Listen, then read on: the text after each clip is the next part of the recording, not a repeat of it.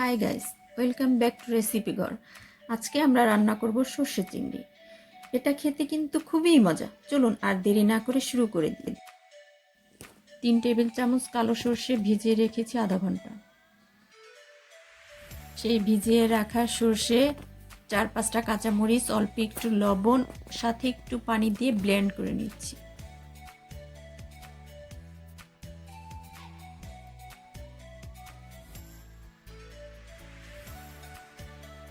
পেস্টটা দেখতে এরকম হয়েছে।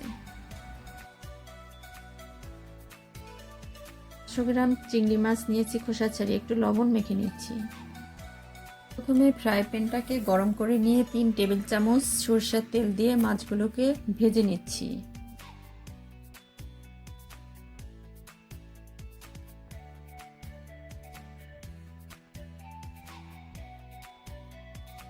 এভাবে মাছগুলোকে ভেজে নেব। আমরা 1/3 কাপ সরষের তেল নিচ্ছি। তেলটা গরম হলে একটা তেজপাতা, একটা দারচিনি এবং 2টা এলাচ দিয়ে দিচ্ছি। সুগন্ধ বের হওয়া পর্যন্ত একটু নেড়ে নেব।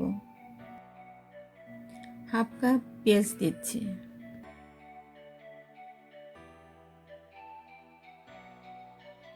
দেখুন, আমরা এভাবে একটু লালচে করে ভেজে নিয়েছি। তারপরে একটু পানি অ্যাড করলাম। 1/2 চা চামচ হলুদের গুঁড়া দিচ্ছি। 1/2 চা চামচ মরিচের গুঁড়ো দিচ্ছি। 1/3 চা চামচ রসুনের গুঁড়ো দিচ্ছি। 1/3 চা চামচ আদার গুঁড়ো।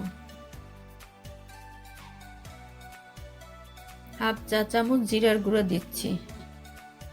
1/2 চা চামচ কাজু বাদাম, 1/2 চা চামচ পোস্তর দানা বাটা। সব মশলাগুলো একত্রে করে আমরা এখন মিশিয়ে নিচ্ছি। একটু সামান্য পরিমাণ লবণ দিয়ে দিচ্ছি, বেশি দিব না কারণ চিংড়ি মাছের ভিতর লবণ দেওয়া আছে। সেই সর্ষের পেস্টটা এখন দিয়ে দিচ্ছি। এখন সব মশলাগুলোকে 2-3 মিনিট নেড়ে নিব।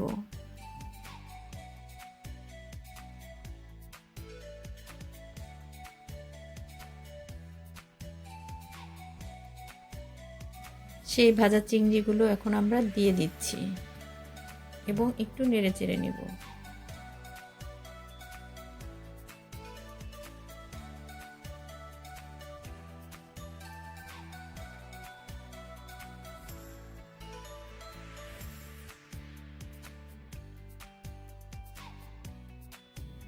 চিংড়ি মাছ দেওয়ার পরে আমরা অনেকক্ষণ কষিয়ে নিলাম। তেলের উপরে উঠে আসছে। এখন আমরা একটু পানি অ্যাড করব।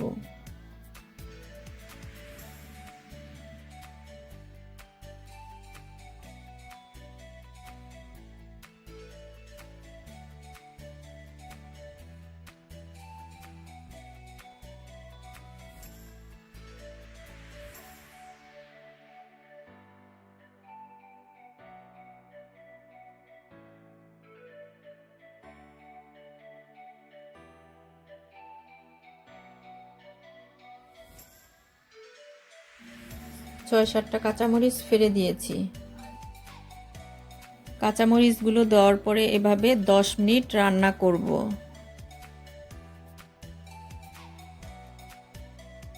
10 মিনিট রান্না করার পরে আমরা এখন ধনেপাতা দিয়ে নামিয়ে ফেলছি।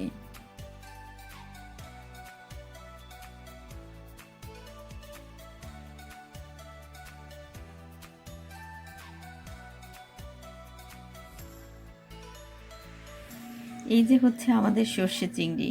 অবশ্যই আপনারা বানিয়ে খেয়ে দেখবেন।